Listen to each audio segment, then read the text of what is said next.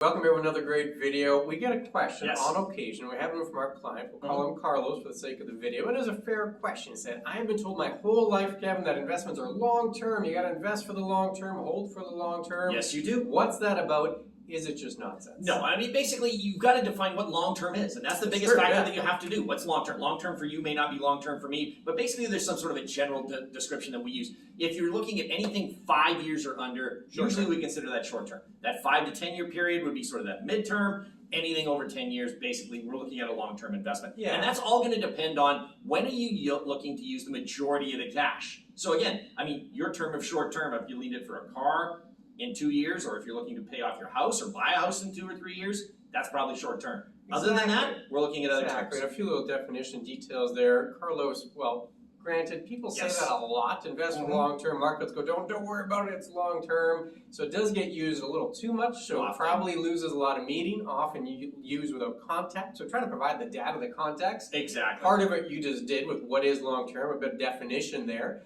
and how you use the funds. When are you going to use the funds? Because frequently there's a misconception. I'm retiring in 5 years, I'm short-term. Exactly. Often not the case, because you normally don't just spend all the money on day one. You normally spend a little bit, maybe every month for the next 20 years. So you still have a long-term horizon compared to, say, if you're saving up for a house. Exactly. You might spend the entirety of that money, all of it to down payment in 3 years. Exactly. So that's the difference there. That's a bit of a nuance there. So we usually only talk long-term because there's some risk involved.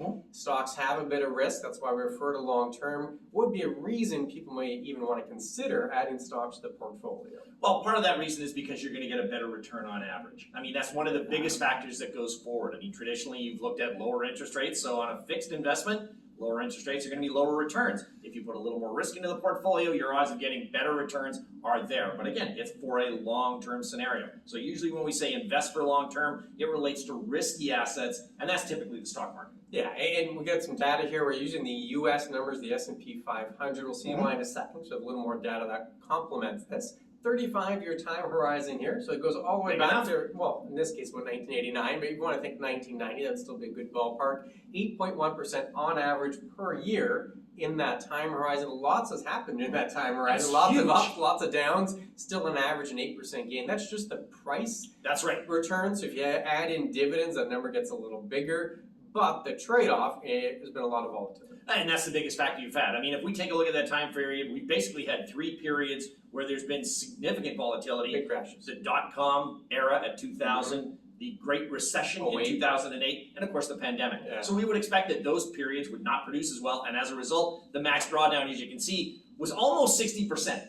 57.69. That was 08, and that's a huge drawdown. But as you can see, as you move forward, the number of times we've had a 10% drawdown from the top. Almost every 2 years, almost annually. Scenario there. 20 times, or 20% drop, we've had it roughly every 4 or 5 years. And then, of course, the 30% drop, well, those would be the big 3 that I just mentioned, those eras right there. That's a 30% or more drop that you have. So we do get volatility, and we do have massive drops in this time frame, but as a result, we still see that 8.1% average return per year. Yeah, and that's the trade-off. You see the idea of short-term versus long-term, and short-term volatility does happen, long-term gain. That's why folks look at the stocks. To give us a little more nuance, a little more context, I'll be referencing an article from Ben Carlson. He put it on his blog, wealthofcommonsense.com. Fantastic blog. We'll go through the data in a second. He also mentioned that Roger Federer, the tennis great, 11 Grand Slam wins. He did the Dartmouth commencement address. That was on the Dartmouth website. There's a great quote there which references exactly what we're talking about. You can see it on the screen here. Yeah, and basically what he said was in the 1,526 single matches that he played in his career, he won almost 80% of them. Huge rate, massive those. But the percentage of points that he actually won in those matches, 54. So it's not a matter of when or a matter of how many he won, but when did he win those points and how did that translate over the long term of his career? And this applies perfectly to what we're talking about in terms of long term and the stock market. It is the slightest of advantage applied consistently for an extended period that gives you that long-term success. In his case, only 54% of the points, so he lost a lot of points, 46% of them, but he was able to win just enough consistently that he won a lot of the matches and ended up with a phenomenal career. One of the tennis greats. And now you get to the Ben Carlson data here. I did this table based on the data in his article, looking at the S&P 500 and the win rate by holding period. Yeah, and if we take a look at that, as you see, that chart starts to slowly go up. So in the short term, that 1 through 5, 6 years, you're seeing that it's not always a win, and there is going to be a little bit more of an uptick. There's 50%, 60%, 70%. But once you get past that sort of decade move, what you're seeing is that it's 100% return. You're getting a positive return every year after that sort of scenario. And that's because you've had that longevity. And that slight significant advantage at 54% that Federer talked about is making you win every single time after a certain frame. And that's the idea, the daily number, so 54% of the time, and this data goes all the way back to 1950, so a long time horizon here big. for the S&P 500. Daily data, on average, 54% of the time it's positive.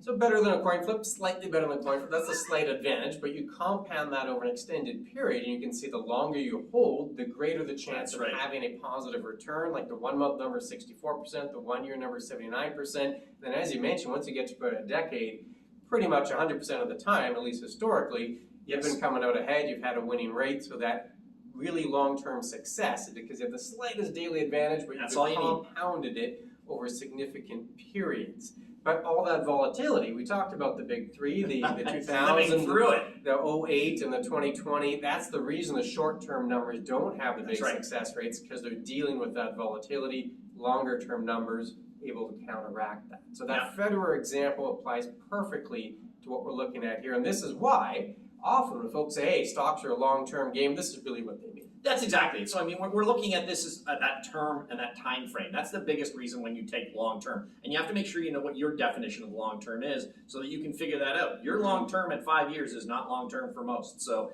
getting that in consideration, you've seen where the volatility and everything else. So what we've noticed though is that the smallest advantage compounded over time, it can hold long term stocks. That's the biggest factor. If you're not holding for the long term or you need the money soon, stocks are probably not the area that you want to be in. We'll get to a few considerations and how this could apply on someone's personal level or for retirement, but quickly, lots of questions like Carlos asked us. If someone has a question, how do they get a hold of us? They go to chatwithclintonandkevin.com. Give us the questions. We're more than happy to answer them on this topic or any other financial matters that you have. They will go directly to Clint and I. No robo-advisor involved in this or not somebody else getting back to you, and we'll touch you in a couple days. It's the two of us answering these things. So go to chatwithclintonandkevin.com. We'll answer a lot of these questions for you. Yeah, and a big consideration here is we've kind of defined why do people say stocks are long-term. That's right. And in the process, we kind of defined what is long-term. Long-term is not a year, it's not 2 years, it's not 5 years, it's probably 10 years plus. And that consideration would be, you have to keep that in mind. What are you investing for? If you're investing to buy a house in 3 years, you probably don't want any stocks in that portfolio. No. The short term, which under 5 years is short term, the success rates are pretty up in the air. You get some good ones, some bad ones, so you could lose money over that time period.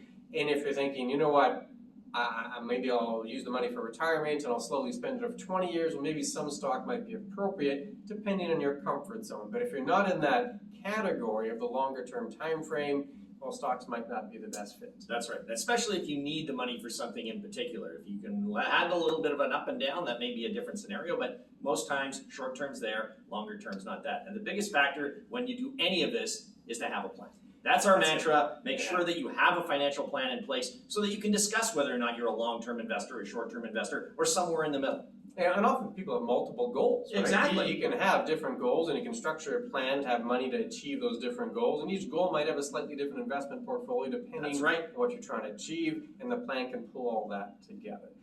So hopefully you got some value out of that video. If you like this one, you'll certainly like the one floating on the screen right now. Wherever it is, click on that one. We'll see you again very soon. Take care.